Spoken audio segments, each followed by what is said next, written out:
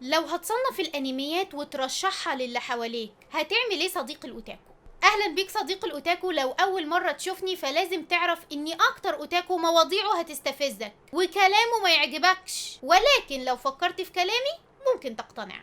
من غير ما اطول عليك صديق الاوتاكو، يلا ندخل في موضوعنا على طول. وما تنساش تدوس لايك لو عجبك الفيديو وتدوس سبسكرايب. عايزين نوصل الفيديو ده ل 250 لايك. لو انت واحد بتفكر كتير قوي هتلاقي دماغك بتقولك ايه المعيار اللي ممكن استخدمه في تصنيف الانميات؟ يعني انميات طويلة ولا قصيرة؟ اكشن ولا كوميدي؟ مناسبة للمشاهدة ولا غير مناسبة للمشاهدة؟ بالنسبة لي انا هيبقى المعيار الزمن اللي اتعمل فيه الانمي. ارجع دوس لايك، لو دوست تاني دوس تاني، ارجع دوس لايك حتى لو دوست قبل كده. وركز معايا لان الكلام اللي هيتقال انت ما كنتش واخد بالك منه ومش عارف ان كان ده اللي بيحصل اصلا. بالنسبة للانميات القديمة كانت واخدة شكل بيخدم زمانها زي وان بيس، بليتش، ناروتو، دراجون بول، هانتر.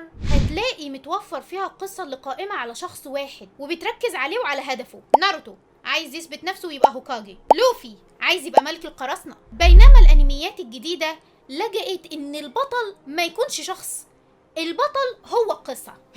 عندك جوجيتسو كايسن، تكنيكال البطل هو إيتادوري، ولكن في قصة جوجيتسو كايسن هو مجرد محرك للأحداث. انت كل حلقة ممكن تقابل بطل مختلف. تفتكر لو إيتادوري مات هل قصة جوجيتسو كايسن هتقف؟ لا أظن. اسمع بقى، ده تأليفي وممكن انت كمان تألف اللي انت عايزه. سكونة قدر يتغلب على إيتادوري وقعد يدمر في الأرض 10 سنين مثلا، وفجأة ظهر شخص آخر محرك للأحداث واتغلب على سكونة وبدأت معاه قصة جديدة لجوجيتسو كايسن. اهو شفت، موضوع سهل جدا يا صديق الاوتاكو. هنزعل شويه على ايتادوري بس هنكمل قصه جوجيتسو عادي يعني.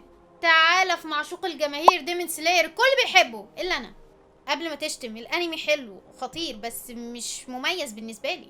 تانجيرو هو بطل القصة، او زي ما احنا عرفنا النهاردة هو محرك الاحداث. بس لو حاجة حصلت لتانجيرو واختفى، المؤلف قادر يوجد لك بديل ليه على طول.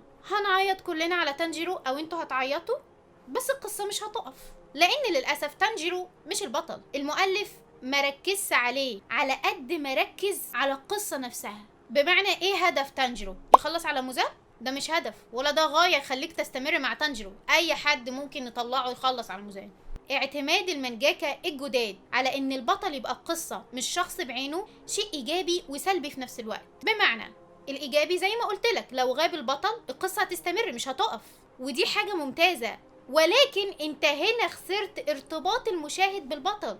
يعني فكر في جيتسو كايسن، انت بتحب الانمي بس مش بتحب ايتادوري عادي، يعني مش هو المحور عندك. انت برضو بتحب ديمون سلاير لكن مش بتحب تانجيرو عادي، مش هو المحور عندك.